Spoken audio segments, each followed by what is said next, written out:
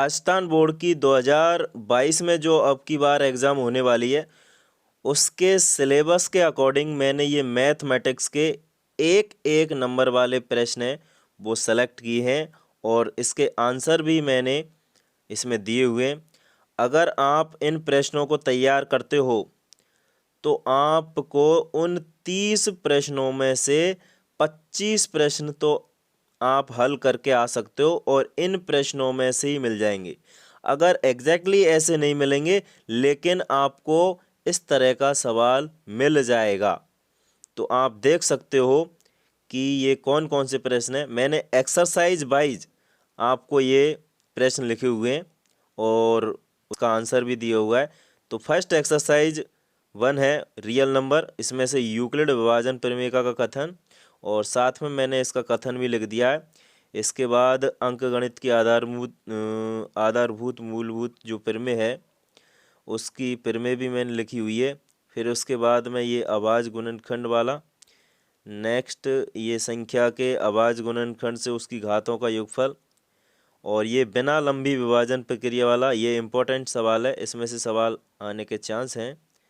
Next फिर ये exercise आ जाती है 2 पॉलिनोमियल बहुपद वाली।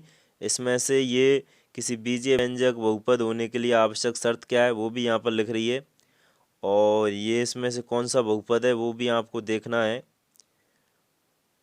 तो ये मैंने एक्सरसाइज वाइज आपको ये प्रश्न लिखे हुए हैं और मैंने इसकी जो पीडीएफ है वो डिस्क्रिप्शन में डाल दिया, आप वहाँ से इसको डाउनलोड कर लो और डाउनलोड करके आप इसको निकलवा लो फ़ोटो कॉपी इसकी।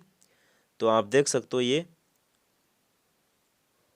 नेक्स्ट फिर यहाँ पे ये क्वेश्चन नंबर 12 है द्विघाती बहुपद के शून्यकों और गुणांकों के मध्य संबंध। के बाद में ये 13, नेक्स्ट आ जाता है फिर 14, इसके बाद में ये 16 विभाजन एल्गोरिथम। इसके बाद में एक्सरसाइज 3 आ जाती है। देखो, 2 चरों वाले रैखिक समीकरण युग्म, इसमें से कैसे सवाल पूछ सकता है वो। 2 चरों वाले रैखिक समीकरण युग्म का व्यापक रूप क्या हो सकता है। इसके बाद में जो रेखाएं उनके हल क्या हो सकते हैं।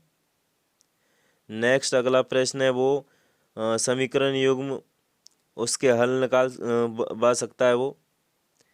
फिर ऐसा भी वो दे सकता है हमें कि इनमें से ये कौन सी शर्त है, प्रतिथेजी वाली है या फिर कौन सी है। इसके बाद में नेक्स्ट अगला है ये, इस तरह के सवाल भी वो दे सकता है। रैखिक समीकरण युग्म दे दिए और संगत हैं या असंगत हैं ऐसे पूछ सकता है आपसे।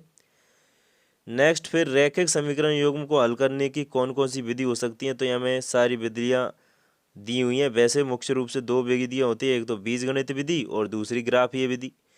लेकिन बीजगणितीय विधि 3 प्रकार की होती है, प्रतिस्थापन, विलोपन, वज्रगुणन। नेक्स्ट इसके बाद में ये इस प्रकार का सवाल। फिर अगला आ जाता है द्विघात समीकरण। द्विघात समीकरण में तो किस प्रकार के सवाल बन सकते हैं, इसका व्यापक रूप पूछ सकता है। इसके बाद से आपको हल करवा के पूछ सकता है कि ये द्विघात हो है या नहीं है। श्रीधाराचार या द्विघाती सूत्र पूछ सकता है आपसे। फिर ये विविक्तर वाला तो बहुत ही इंपॉर्टेंट है। विविक्तर से पूछ सकता है किसके मूल भिन्न भिन्न होंगे, किसके मूल समान होंगे। नेक्स्ट फिर यहाँ पर ये 28 सवाल। इसके बाद में एक्सरसाइज आ जाती है फिर 5। तो ये व्यापक रूप है एपी का।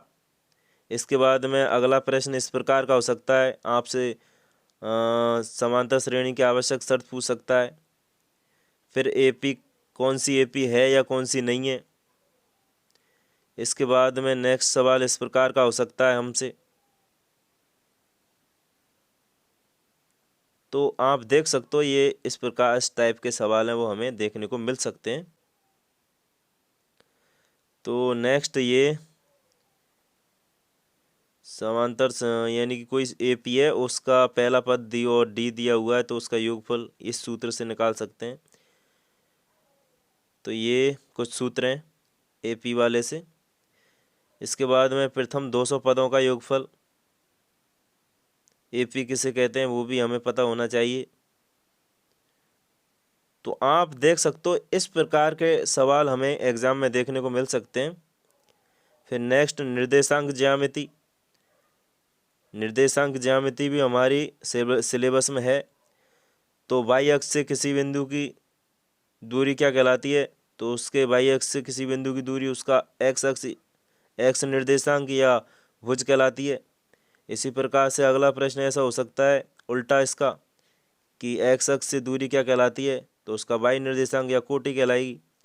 फिर दो बिंदुओं के मध्य दूरी, तो दूरी सूत्र है मूल बिंदु से दूरी, ये विभाजन सूत्र आ गया। फिर इसके बाद में यदि कोई बिंदु आपको दिया है तो उसको मिलाने वाले रेखाखंड से तो पी के निर्देशांक क्या होंगे? तो इसको ऐसे मानेंगे हम। इसके बाद में त्रिकोणमिति आ जाती है। त्रिकोणमिति में इस प्रकार का सवाल बन सकता है, कौन ए साइन के लिए प्रस्तुत संक्षिप्त रूप क्या होगा? तो ये साइन ए होगा। कॉस ए के लिए कोसाइन एक संक्षिप्त रूप व्यक्त करता है, तो सही बात है। इस प्रकार का सवाल दे सकता है, त्रिभुज बना के अगला मान पूछ सकता है आपसे। फिर ये आ जाता है। इसके बाद में नेक्स्ट इस प्रकार का सवाल हमसे पूछ सकता है। ओके, फिर ये मान निकालने वाला सवाल वेरी वेरी इंपॉर्टेंट है। ऐसा सवाल वो ज़रूर देता है, तो हमें इसकी वैल्यू रख के इसका सॉल्व करना है। तो इस प्रकार के सवाल आपको देखने को मिलते हैं। फिर वो 90 डिग्री माइनस थीटा वाला,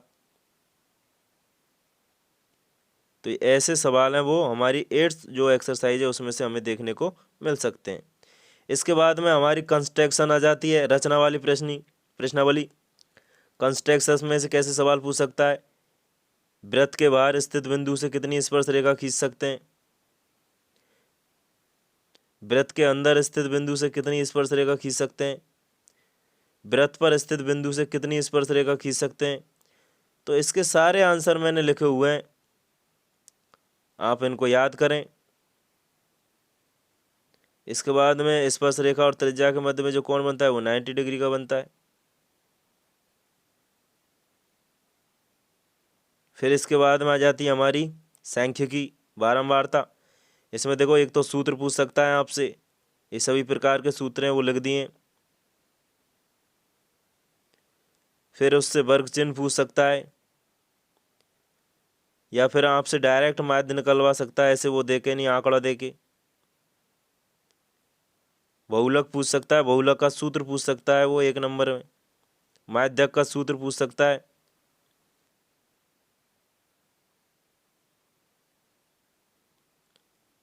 माध्यक बहुलक में, इसके बाद माध्यक बहुलक में वो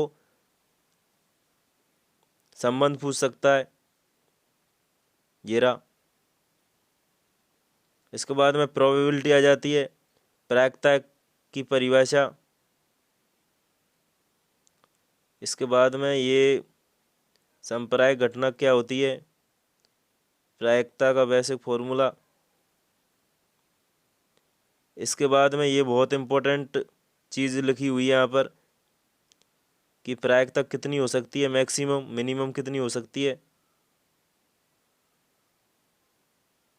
तो आप इसकी पीडीएफ है वो डाउनलोड कर लें, डिस्क्रिप्शन बॉक्स में जाके मैंने पीडीएफ मार दी हुई है और वहाँ से आप इसको निकलवा सकते हैं। तो ये है पूरे 92 क्वेश्चन है, और आप इनको पढ़ोगे तो अवश्य आपके अच्छे नंबर आ पाएंगे। और वीडियो पसंद आए तो वीडियो को लाइक कर दो, शेयर कर दो और चैनल को सब्सक्राइब जरूर कर लो, क्योंकि मैं इसी प्रकार के वीडियो लेके आता रहता हूँ आपके लिए। चलिए मिलते हैं नेक्स्ट वीडियो में।